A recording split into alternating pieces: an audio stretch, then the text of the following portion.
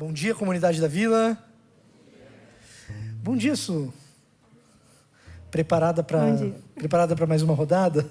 Agora eu tô mais calma, né? Tá mais tranquila. calma. Falei para Su antes da gente começar que, olha, não sei se isso acalma um pouco mais o seu coração, se é uma boa notícia ou não, mas faz 20 anos que eu prego, faz 20 anos que eu fico nervoso. Então, você não vai ser a única nervosa lá em cima, não. O Zé não, o Zé é mais calminho. Você tá bem, Zé? Tô ótimo. Você tá ótimo. Você sempre tá, né, cara? Impressionante. Gente, nós continuamos nessa série Quanto Mais Perfeito, Melhor. Não, brincadeira. Nem tão... O cara inverte tudo, né? Nem tão perfeitos. Desmistificando os heróis da fé, onde a gente caminha pelo livro de Hebreus no seu capítulo 11 e interage com os personagens que o autor de Hebreus coloca ali como testemunhos de fé importantes para a igreja. Gente que está lá no Antigo Testamento que o autor de Hebreus olha para trás e fala, olha, essa igreja que precisa de fé, existe um testemunho de fé contínuo ao longo da história do povo de Deus.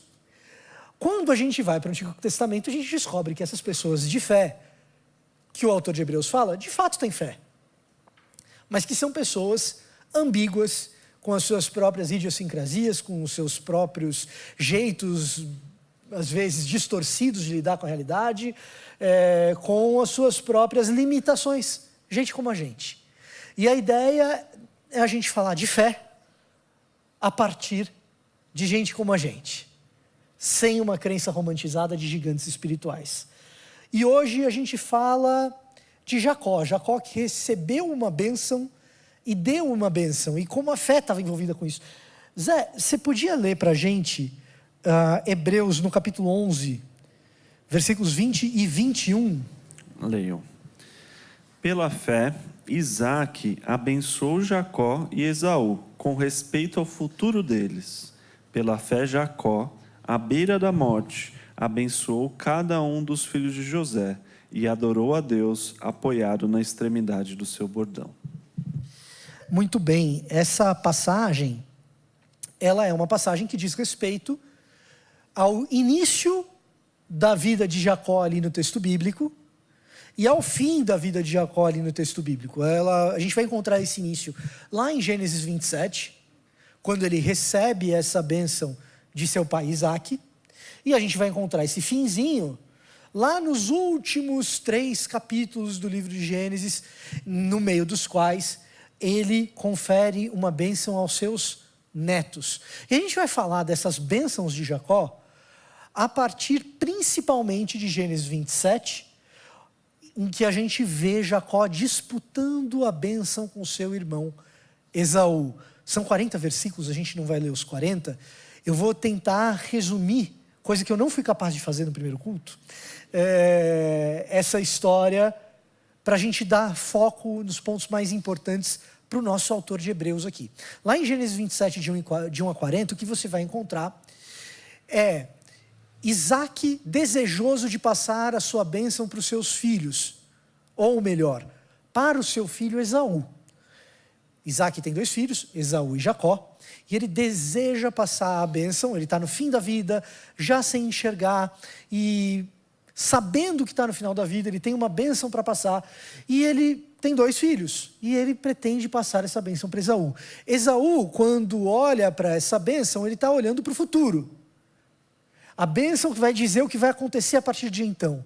Quando Esaú, esse filho, olha para o passado, ele olha para a herança, para a primogenitura dele, que ele já tinha perdido, já tinha vendido, num esquema com Jacó, no qual ele chega até o seu irmão faminto, sente cheiro de comida, e muito chucro que Esaú era, muito ignorante e muito confiante na sua própria força, e muito, talvez, vulnerável com a sua própria fome. Ele chega, sente aquele cheiro e diz assim, me dá esse vermelho aí que você está fazendo. Literalmente isso. No texto hebraico não tem nem um substantivo para esse vermelho aí. Não é esse treco vermelho, esse ensopado vermelho, essa coisa vermelha. Não, me dá esse vermelho que está aí. E por causa desse jeito de chamar Edom vermelho, Edom é vermelho em hebraico, Esaú acaba ficando com esse apelido. E o povo de Esaú acaba ficando com esse apelido para sempre. Gente muito potente, gente muito forte, gente muito dura, gente muito faminta, gente que guerreia e gente que não tem nenhum sinal de sofisticação.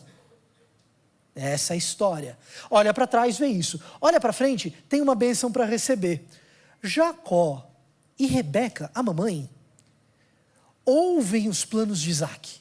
Então, ouvindo os planos de Isaac, eles planejam uma enganação. Fala assim, olha, enquanto Isaac pede para Esaú ir buscar uma caça para fazer uma grande refeição, e então ele poder dar a bênção a Esaú, Jacó, você vai lá e se passa por Esaú, porque seu pai já não enxerga mais mesmo, e você fica com a bênção dele, ou seja, Jacó ia ficar com a herança, o que teve para trás, e ia ficar com a bênção, o que poderia ser para frente.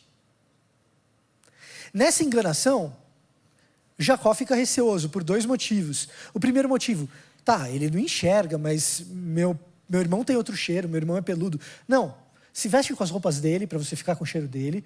Mas e se ele tocar em mim? Não, você coloca uma pele de cordeiro que você se passa por ele. A refeição me traz 2 animais aqui da fazenda que eu mesmo faço, filho. Tá, mas mãe, e se não der certo? Se não der certo, joga na minha.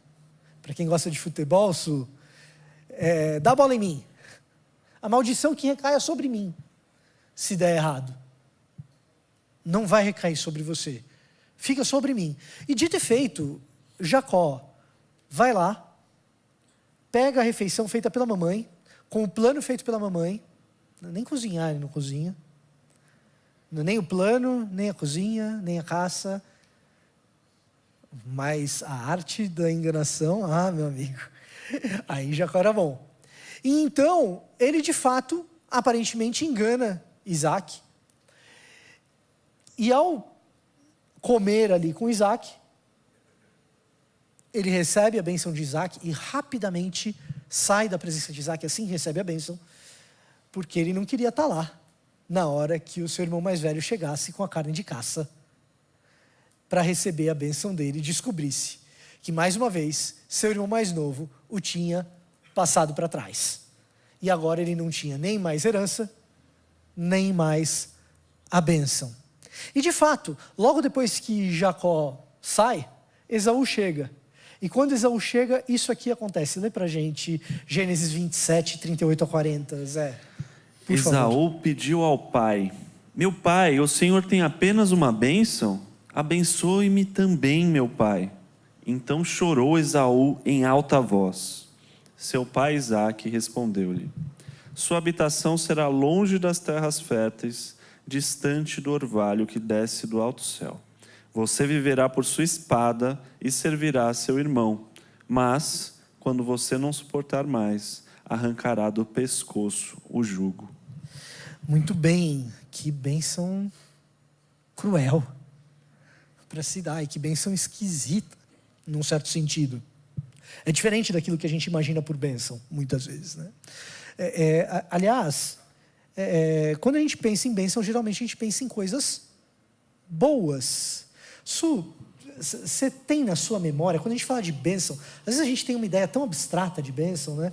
Mas você tem na sua memória o tipo de coisa que vem à sua mente quando a gente fala que Deus vai abençoar alguém? O que será que Deus concede? Quando eu li a pergunta, né, que me mandaram o esboço, e eu fiquei pensando, né, como faz para materializar? Porque a gente cresce falando, Deus te abençoe, a bênção do Senhor, isso é uma bênção de Deus, e aí na hora de pensar, mas o que é essa bênção? E aí eu fiquei pensando na minha mãe, eu me lembrei da minha mãe, e a gente cresceu pedindo bênção, né? Então eu chegava, bênção mãe, Deus te abençoe, saía, bênção mãe, Deus te abençoe. E naquilo, nesse ato, eu via um cuidado de colocar as nossas vidas diante de quem tinha maior poder sobre as nossas vidas, né? Um cuidado que ela não poderia ter o tempo inteiro, mas ela estava confiando as nossas vidas a Deus. Então, quando eu penso em bênção, eu penso nesse cuidado de Deus de fazer aquilo que só Ele pode fazer pelas nossas vidas. Eu estava pensando a diferença, né, da gente e de Deus nesse quesito, né, e do quanto as palavras elas têm poder, mas as palavras de Deus, né, quando a gente olha para a criação, Deus fala e aquilo acontece. Isso é meio doido e a maneira como a gente vê isso lá em Gênesis é Deus afirmando coisa, haja luz, e essa luz passa a existir. Não era algo que existia antes e passa a acontecer, e assim ele vai criando e formando as coisas. Então, as palavras de Deus, né, segundo as Escrituras, elas têm um poder de transformar, de criar, que vai além da nossa compreensão. A bênção de Deus, ela tem a ver com isso. É Deus falar algo que Ele mesmo capacita e tem a possibilidade de criar, de fazer do nada. E quando Ele fala algo de bom para a sua vida, quando Ele abençoa, Ele vai fazer aquilo acontecer, né? Então, eu vejo aqui, né, pela fé, ou a bênção, é olhar a bênção que Deus dá e você olhar para isso e falar, nossa, eu vou abençoar a partir daquilo que Deus é, né? Que nem a Suelen falou, quando a gente abençoa em nome de Deus, a gente está falando que Deus vai fazer aquilo que Ele prometeu na sua palavra, né? Em português, bem nosso português, é literalmente isso, né? É bem dizer. Então, bênção da parte de Deus, quando Ele diz algo, Ele diz bem a respeito de algo, esse algo de fato se concretiza. Isso para nós, em português, né? Aqueles que... em espanhol isso aí fica até mais claro, né? Bendiga, né? Que Deus te bendiga. Aí, tá vendo? Fica até mais claro esse negócio do bem dizer. Agora, quando a gente olha para o Antigo Testamento, a palavra que está lá não tem nada a ver com isso, não tem nada a ver com a nossa etimologia do nosso tempo, das nossas línguas atuais, aquelas de raízes latinas. Quando a gente olha para o Antigo Testamento, a gente tem um beracá, uma bênção lá, que no seu radical parece ter a ver com duas coisas. Quando eu digo parece, é porque tem debate na academia. Mas deixa os acadêmicos debaterem, o que a gente sabe é isso daqui. Tem a ver com duas coisas. Sempre essa palavra, ou esse radical, aparece associado ao verbo ajoelhar-se. E esse ajoelhar-se pode estar, e aí sim as duas coisas que eu estava dizendo, esse ajoelhar-se pode estar em dois contextos, quando a gente olha para a literatura israelita ou quando a gente olha para a literatura dos povos em redor. Ajoelhar-se frente a uma autoridade, pedindo que ela conceda algo, ou como um animal que se ajoelha junto a uma fonte de água que recebe, então, esse refresco, recebe, então, o alívio para a sua sede, a saciedade. Pensando no contexto lá do Antigo Oriente Próximo, onde Israel estava, no nosso contexto aqui do Antigo Testamento, desses personagens, quando você olha para essas duas questões, seja a de ajoelhar-se perante um rei, seja ajoelhar-se e receber a água, a gente tem que lembrar que era uma sociedade agrária, uma sociedade agrícola, água é uma coisa fundamental para a vida, e bênção de alguma coisa, bênção diz alguma coisa, tem a ver com algo que diz respeito à sobrevivência. Uma autoridade que garante a sua sobrevivência naquela terra, um rei, um patriarca, um dono de algum lugar, ou o próprio fruto da terra que faz com que você sobreviva num ambiente hostil. A gente está num mundo ocidental em que sobrevivência para nós tem um sentido diferente daquele que tinha nesse contexto do Antigo Oriente Próximo. Bênção é fundamental para a sobrevivência naquele contexto. Nós temos hoje uma expectativa de vida, Brasil, São Paulo, urbano, no nosso contexto, alguma coisa em torno de 60 anos, um pouquinho mais velho, para a maioria de nós aqui, nesse contexto de São Paulo que nós estamos falando aqui agora, quando alguém se vai com 65, a gente comumente pensa assim, poxa vida, ele foi jovem. Que privilégio que nós temos de poder dizer isso. Relativamente a outros lugares do mundo, relativamente em relação é ótima, né? Mas relativamente a outros lugares da própria cidade de São Paulo e, claro, relativamente a outros lugares do Brasil. É um privilégio a gente poder pensar isso. E então a gente acaba que pensa pouco nesse tema da sobrevivência. Por quê? Porque a nossa expectativa de vida é longa, porque mortalidade infantil para nós é uma coisa que foi reduzida ao longo do tempo. Porque gestação para nós é uma coisa que, para a maioria de nós, pelo menos, ou deveria ser, e como igreja a gente tem que trabalhar e crer que isso pode ser melhor. Gestação deveria ser uma coisa acompanhada, com pré-natal, reduzindo as chances de um aborto espontâneo. Mas, no contexto da antiguidade, e o nosso exercício dessa manhã é relativizar o nosso contexto com a antiguidade, fazer essa comparação com os nossos personagens desse texto. Gestação era risco, infância era risco. Idade adulta, por causa das guerras, você vai me dizer, São Paulo é violenta. São Paulo é violenta, infelizmente. Mas a gente não está em guerra. A gente não está em guerra do mundo antigo, em especial. A gente não está em guerra do mundo antigo em especial. Então, para nós, sobrevivência é algo importante.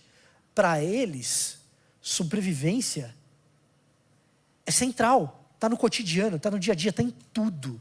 E então, quando Deus abençoa, tanto em Israel, tanto no Antigo Testamento, como nas nações vizinhas, o que a gente vai ter sempre é um trinômio.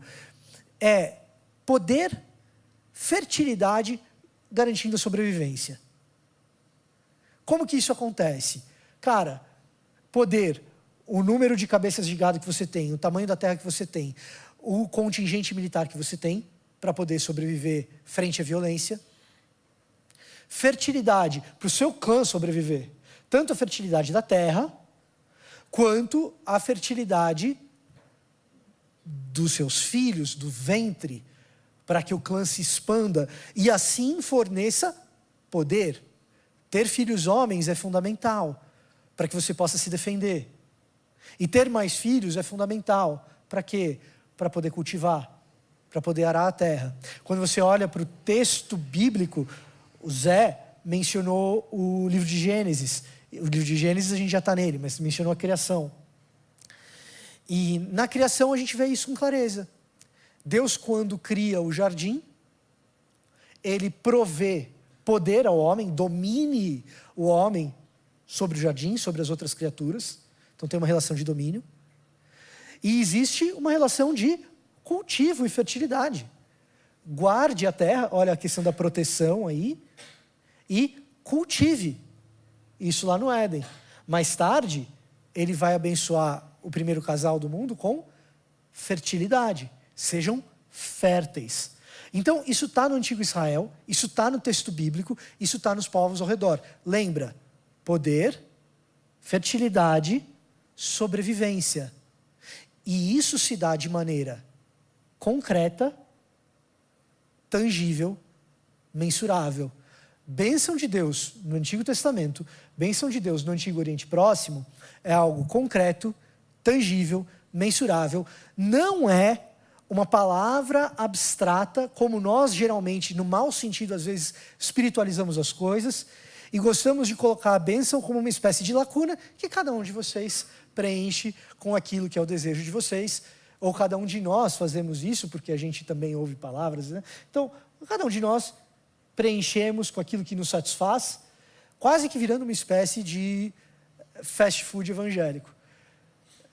Bênção de Deus é algo concreto, tangível e mensurável. Isso no Antigo Testamento. Importante. E na Nova Aliança, Vitor? E no século XXI? E em São Paulo? Porque você está me dizendo dessa sobrevivência necessária para a antiguidade. Mas e aqui e agora? Aqui e agora também. Continua concreto, continua tangível, continua mensurável. O que é concreto, o que é tangível, o que é mensurável? Aquilo que Jesus fala que é. Vejam os lírios do campo. Nenhum rei, nem Salomão, em toda a sua glória, se vestiu como eles. Isso é Jesus falando no Sermão do Monte, a respeito da ansiedade, a respeito do futuro. Como que a gente vive o futuro se a gente já não tem herança sua? Como que a gente vive o futuro se a primogenitura já foi, Zé? Olha para frente, porque Deus vai nos abençoar. E aí Jesus diz, se os lírios do campo se vestem assim, se Deus se preocupou assim com flores, que dirá com filhos amados? Então, busquem primeiro o reino de Deus e a sua justiça e, presta atenção, o que comer, o que vestir e onde dormir, essas coisas vos serão acrescentadas. Isso é concreto, isso é tangível, isso é mensurável, isso é Novo Testamento, isso é Nova Aliança.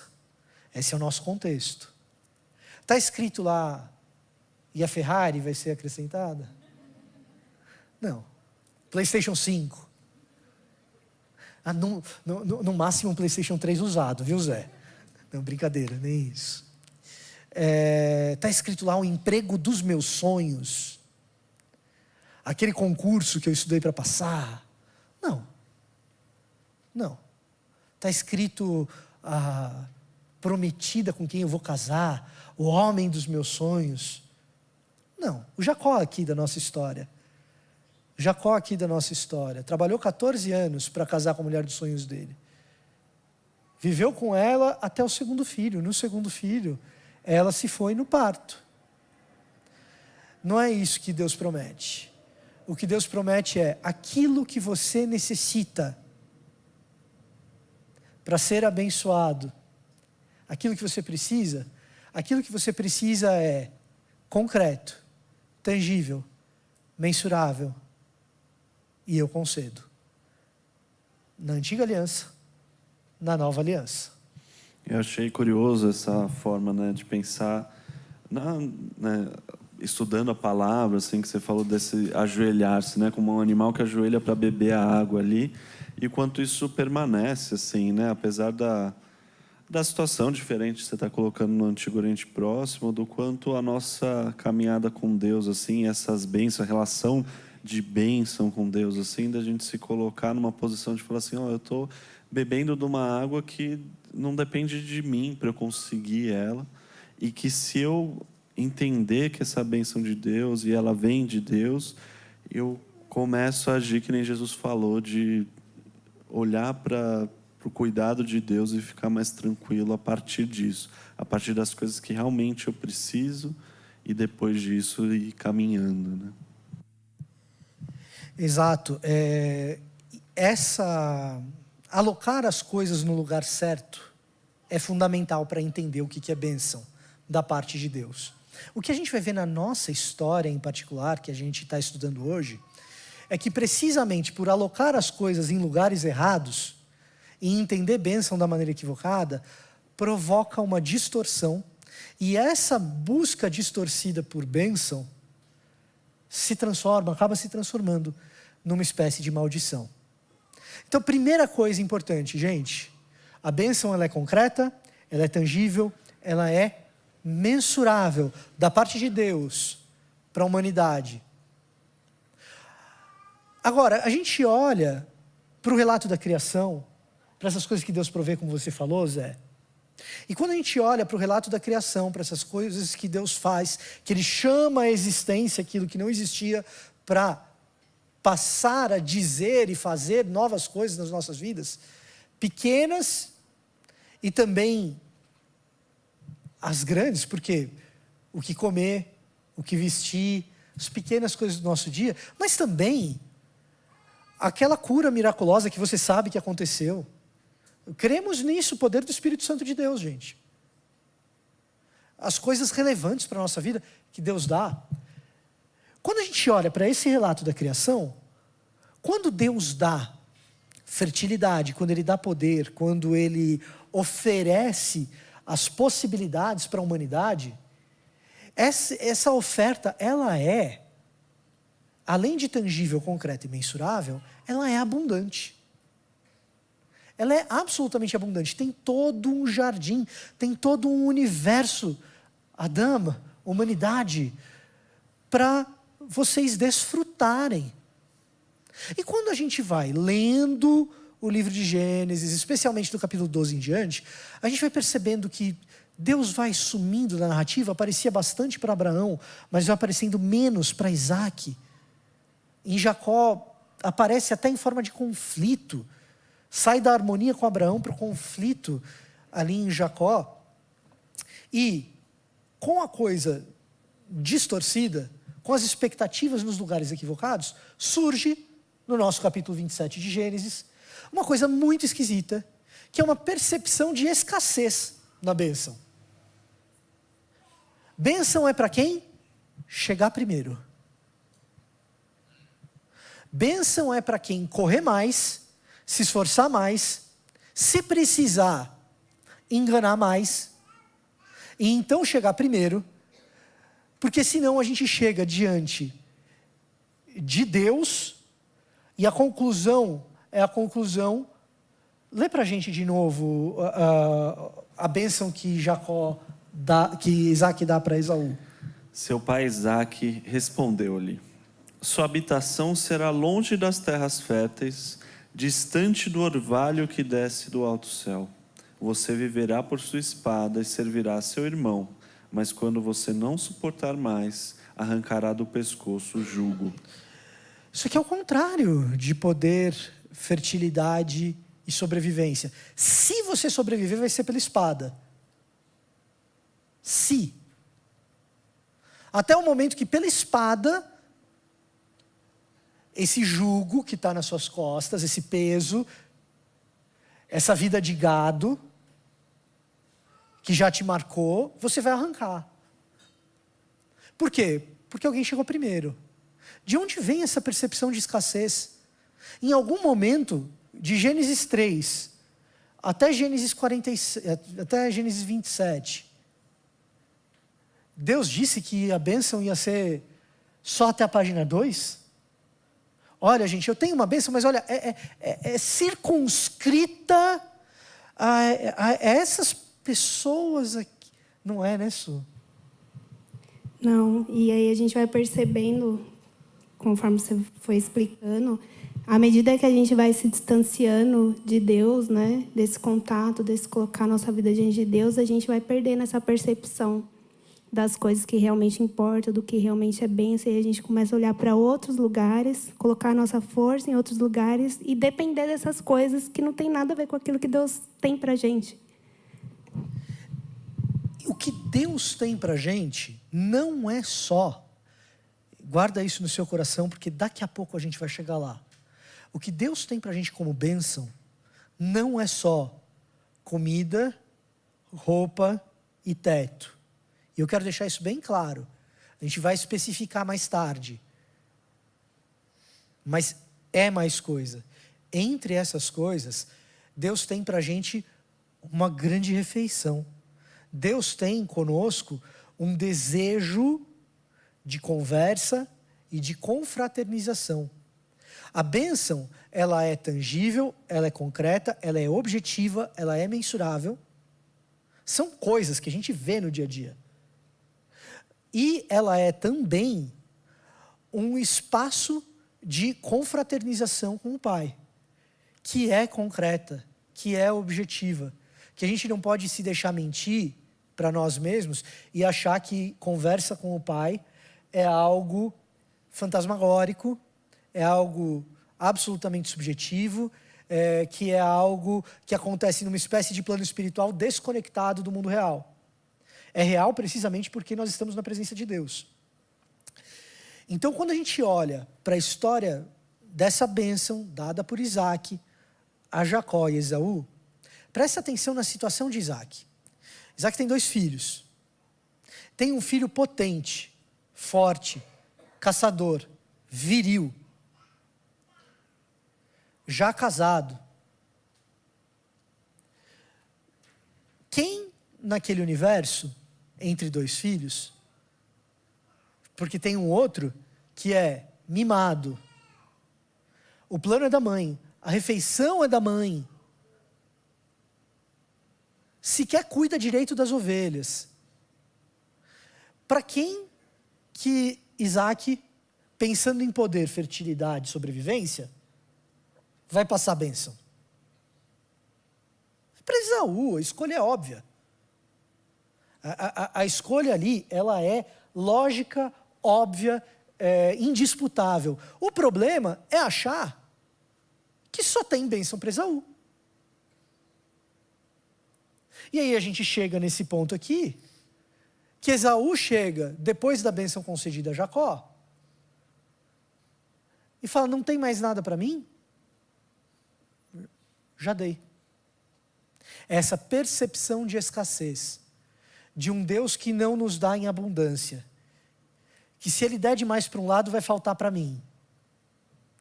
De que para ser abençoado, eu preciso fazer mais, eu preciso correr mais, se preciso for, eu preciso até mesmo ignorar uma parte dos meus valores, tapar o nariz, virar o olho para o lado,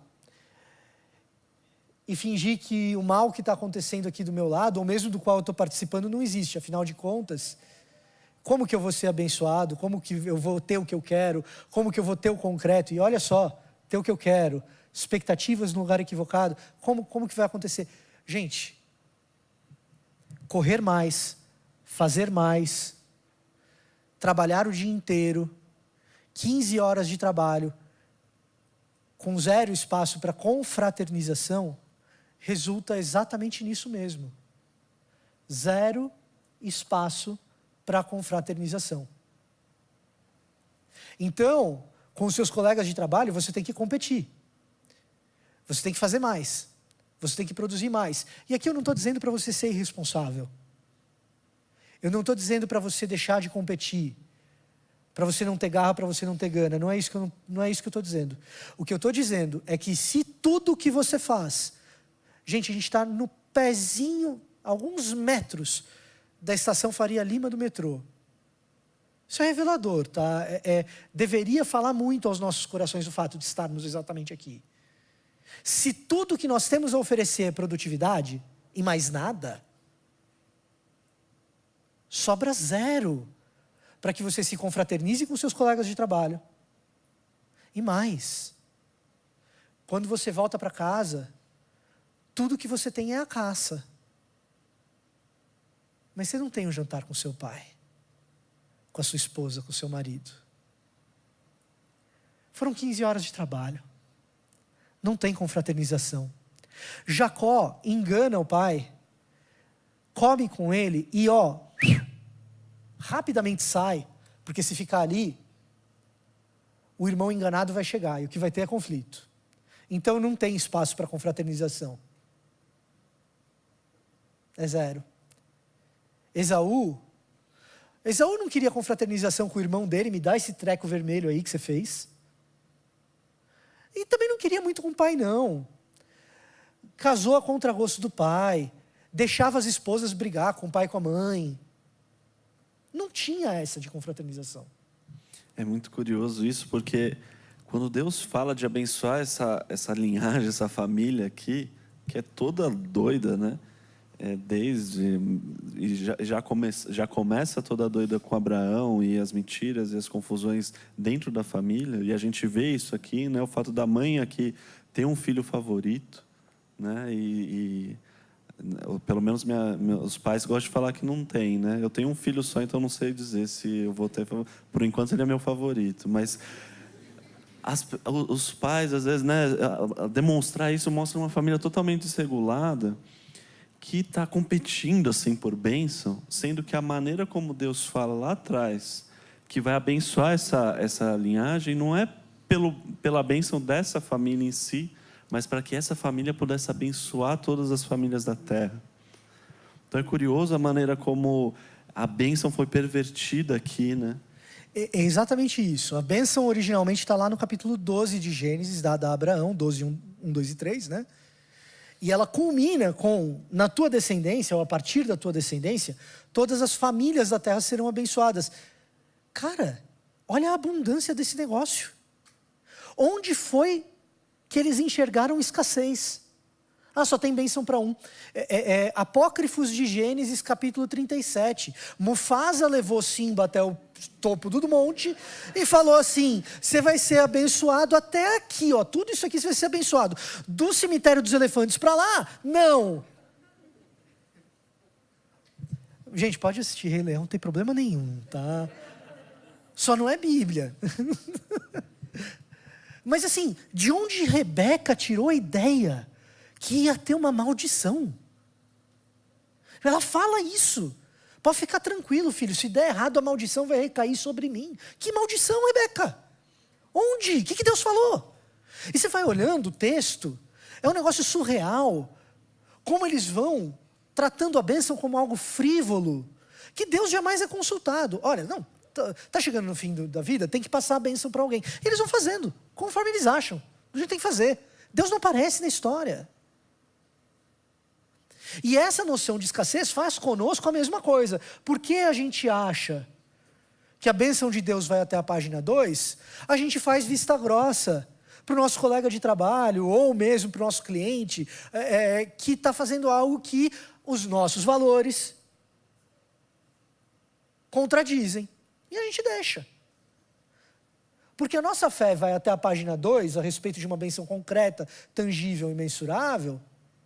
A gente compete, porque a próxima promoção, a próxima etapa, ou às vezes não é uma promoção, mas aquela vaga específica, técnica ali que eu tanto quero, que eu tenho que demonstrar performance, porque se eu não tiver os certificados, você veio do mundo bancário, né, Su?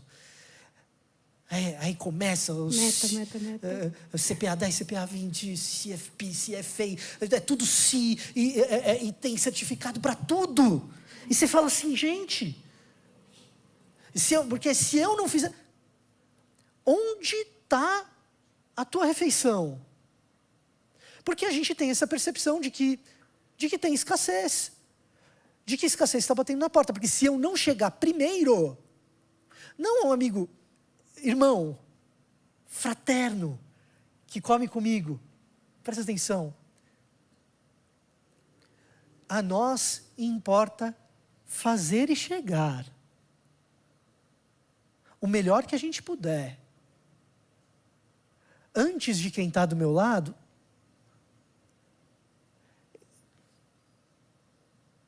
Essa ansiedade por resolver problema de escassez de um Deus absolutamente abundante faz com que a gente ignore os nossos princípios, faz com que a gente ignore os nossos valores, faz com que a gente ignore o nosso cônjuge, faz com que a gente ignore os nossos filhos, faz com que a gente crie mentiras para nós mesmos, para atenuar essa situação. E eu estou colocando na primeira do plural, porque eu quero que você tenha certeza que eu faço isso também. Não é um nós meramente retórico. É aquela história que você já deve ter ouvido, especialmente pais. Não se deixem enredar por isso. Eu não tenho tempo para estar com meu filho, mas eu tenho tempo de qualidade.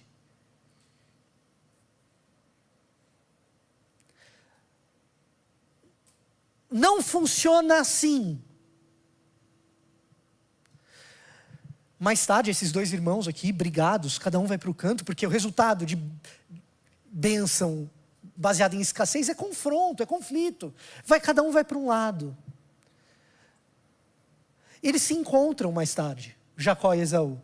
E quando a gente esperava conflito, quando a gente esperava acerto de contas, o que a gente vê no texto? Deus é misericordioso e gracioso. Lá em Gênesis, no Antigo Testamento. Graça no Antigo Testamento, graça no Novo também, tá? O que a gente vê entre os dois é confraternização. É um banquete. É a refeição.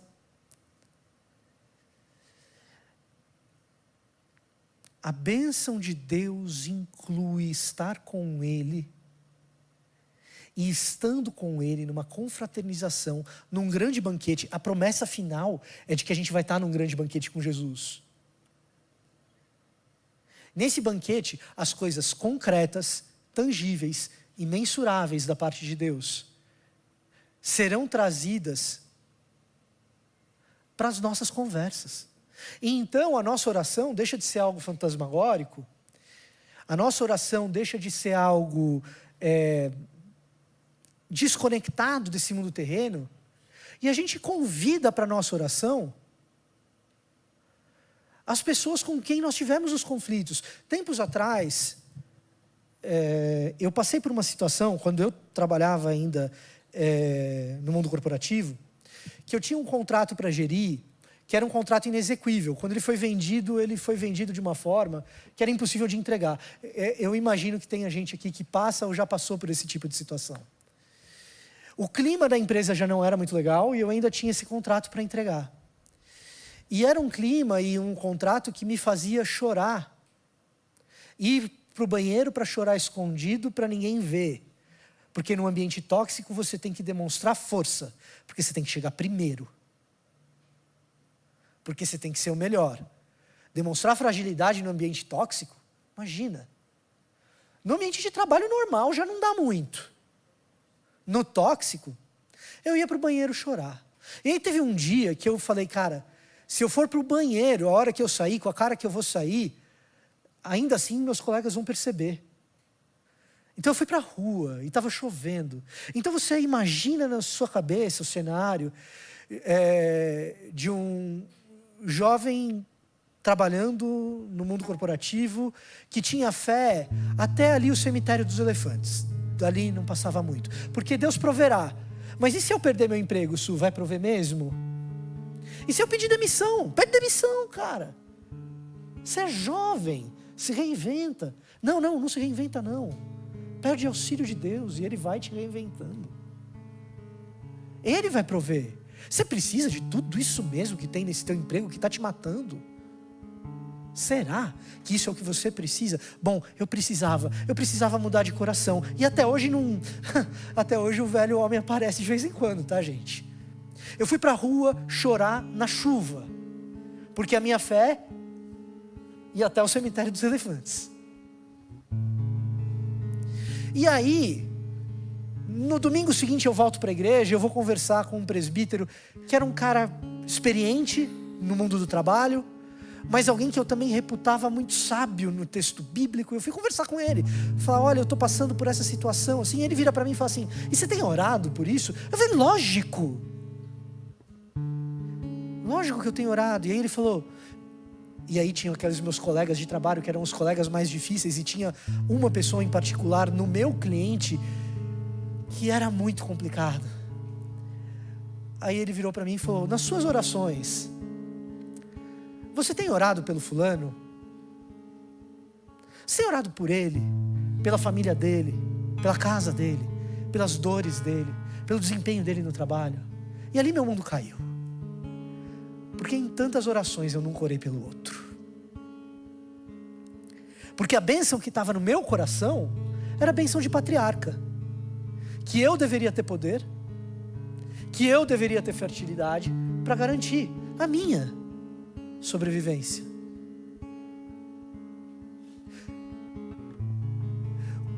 Eu queria te convidar nessa manhã a colocar o outro na agenda da sua oração. Porque Deus resolve conflito e escassez com banquete e com fraternização. Então você chama o outro para a sua oração, para quando você estiver pronto chamar ele para a mesa. Porque na mesa a gente encontra a reconciliação que Jacó encontrou com Esaú. Na mesa a gente encontra a ressignificação da nossa ideia de bênção, que Jacó parece entender um pouco melhor no fim da vida. Pela fé, Isaac, mesmo achando que a bênção era escassa, ainda abençoou Esaú para que, quem sabe, na força do seu próprio braço ele sobrevivesse. Jacó não. Jacó abençoou os 12. Jacó entende que a coisa é abundante. Jacó abençoou os 12. Alguns são bênçãos um pouco duras pelas coisas que eles fizeram no passado, porque os filhos de Jacó são mais enganadores do que o próprio Jacó. Mas mais, finzinho de Hebreus ali, quando a gente está lendo Hebreus 11, 21, tem bênção até para os netos. José, chama seus filhos. Eu vou abençoar Efraim e Manassés. Ainda é não tão perfeito assim. Ele abençoa mais o mais novo, sendo ele Jacó o mais novo também. Eu queria te dizer que o teu irmão mais velho te chamou para uma bênção infinita, que não é bênção de patriarca, não é você ter o poder, você ter o domínio, você ter a fertilidade para garantir a sua sobrevivência, ponto final. É bênção que de antemão a sua sobrevivência já foi garantida. E porque Deus tem feito isso na sua vida, na sua oração, quando você for orar pelo seu Guga, o meu era um Guga. Gustavo, eu ia ficar muito feliz se eu estivesse assistindo hoje isso. O meu era Guga. Esse era o meu inimigo. Na sua oração, quando você estiver orando pelo seu Guga, você olhe para uma bênção como essa de Isaac, que coloca Esaú na posição de servo, e você diz assim: servo? Maravilhoso. Por quê? Porque uma bênção abundante, por definição, não cabe dentro de mim. Ela tem que transbordar. E quando eu sou abençoado como servo, é porque eu estou servindo o outro, porque o que foi dado a mim transbordou. E assim, da sua oração para a mesa, nós vamos chamar quem menos a gente imaginou que a gente pudesse se confraternizar, porque o nosso irmão mais velho nos chamou para a mesa, e isso transbordou. E da sua oração para a mesa vai acontecer o que aconteceu com Jesus, que naquela última mesa dele, ele compartilhou um pão concreto, um cálice concreto, tangível, mensurável, até com Judas, até com ele, até com o traidor. E quando ele orou, abençoando a mim e a você, está lá em João capítulo 17. Você precisa de uma oração forte, meu irmão? Jesus orou por você. Jesus intercedeu ao Pai, nos abençoando, dizendo para que o Pai abençoasse os discípulos, os 12. E todos aqueles que fossem alcançados pela mensagem. Eu, você, Jesus orou por você. E ele disse assim: nisso serão conhecidos os meus discípulos, em que se amem uns aos outros. Porque a bênção transborda. Os discípulos não são conhecidos por chegar primeiro. Os discípulos não são conhecidos por serem mais espertos.